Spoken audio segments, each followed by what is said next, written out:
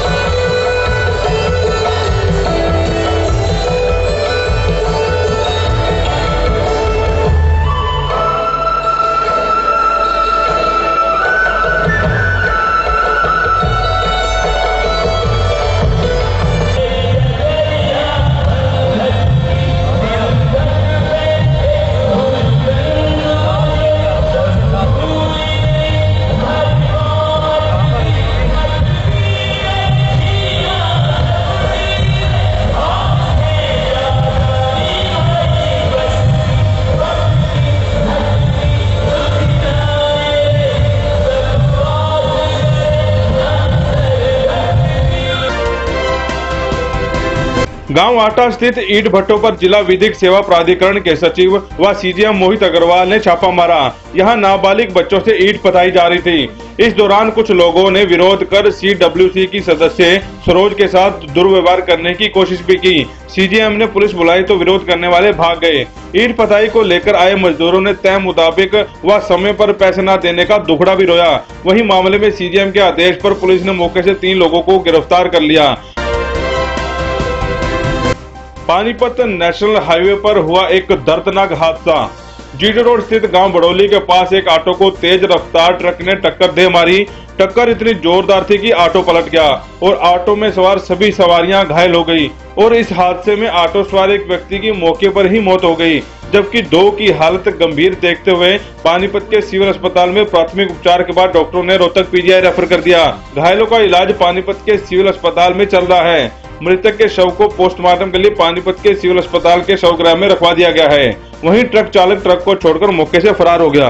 कल जाना था जी, बुबरा खेड़ी से बैठे थे, ये पेप्सी पुल को हुआ जी ट्रक के साथ। लेडीज तो बहुत 12 बंदे थे जी। आगे से हमारी जैसे बैक साइड नहीं है जी पेप्सी पुल, तो हमारा टेम्पो तो सीधा जा रहा था और उसका गड्डी आई ना जी, ट्रक आया तो एकदम उसने ही साइड मारी। टेम्पो की कोई गलती नहीं आई। आज हमें सूचना मिली थी पेप्सी पुल के पास एक्सीडेंट हो गया, जिसमें एक आदमी की मौके पे एक्सपायर हो गया है, जिसमें हमने गाड़ी को कब्जा में ले लिया है। बाकी 12 आदमियों से 2 आदमी PGI खानपुर रेफर कर दिए हैं, बाकी का यहाँ इलाज होने लग रहा है। किस किस की टक्कर हुई थी आपको? ये ट्रक की और 3 व्हीलर की। कहाँ के थे, कहाँ जा रहे थे? ये उड़ाखेड़ी के थे। ट्रक वाला ड्राइवर गाड़ी छोड़ के मौके से भाग गया। कहाँ जा रहे थे ये ऑटो? ये करनाल जा रहे थे किसी काम पे। पानीपत के गांव ऊर्जा में मुल्तान कॉलोनी में पिछले 2-3 महीने से ग्रामीण वासियों को पीने के लिए पानी नहीं मिल रहा। गांव की महिलाएं पानी की एक एक बूंद के लिए प्यासी हैं और पानी के लिए त्राही त्राही कर आपस में झगड़ रही हैं। ग्रामीण महिलाओं का कहना है कि पिछले 2-3 महीने बीत चुके हैं, हमें पानी पीने को नहीं मिल रहा और हमारे बच्चे पानी के लिए तरस रहे हैं और इसके साथ साथ पशु भी प्यासे मर रहे हैं। जन स्वास्थ्य केंद्र के अधिकारी के पास जब ये महिलाएं पहुंची तो पानी का एक टैंक प्रशासन द्वारा भिजवाया गया, लेकिन पानी लेने के लिए आपस में महिलाएं लड़ती दिखाई दी। एसडीओ जितेंद्र मुटनेजा का कहना है कि 7 दिन में पानी का ट्यूबवेल लग जाएगा, और जबकि दूसरी तरफ उनका ये भी कहना है कि अभी इनके गांव का ट्यूबवेल पास ही नहीं हुआ। ये जो पानी की समस्या को लेकर ये कई लोग जो आए हुए थे, मैंने अभी इनसे बात की है। ये ऊजा गांव से हैं, वहाँ पे बता रहे हैं कि ट्यूबवेल खराब है और ट्यूबवेल लगाने के लिए ये बोल रहे थे।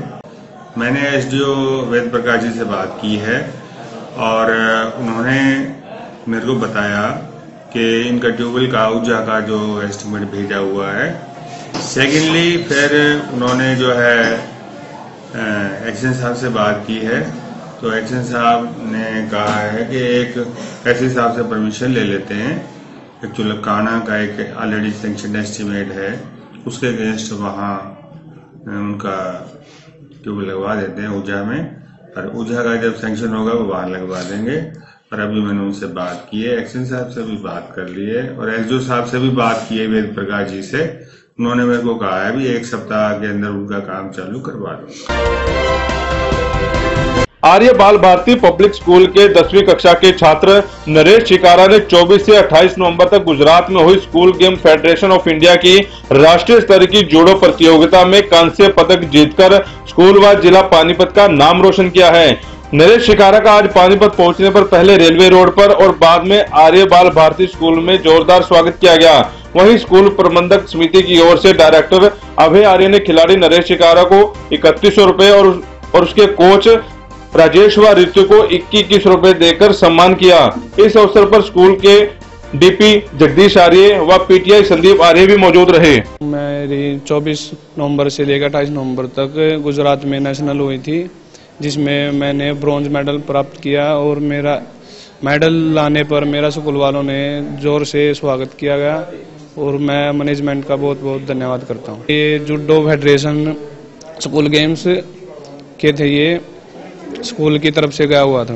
मेरा 81 kg में मैंने 3rd मेडल प्राप्त किया और मेरे गुजरात, पंजाब और वेस्ट बंगाल और महाराष्ट्र के साथ मैच हुआ था। आगे मेरी जनवरी में ट्रायल है इंटरनेशनल के लिए, मैं चाहता हूं कि मैं उसमें फर्स्ट आऊंगा। इसके लिए मैं बहुत मेहनत करूंगा।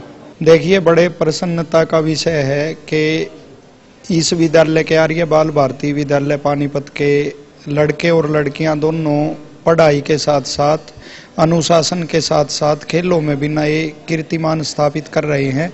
पीछे जो खेलों महाकुंभ हुआ, ये बिटिया है मुस्कान, इसने वहाँ गोल्ड मेडल प्राप्त किया ताइक्वांडो के अंदर।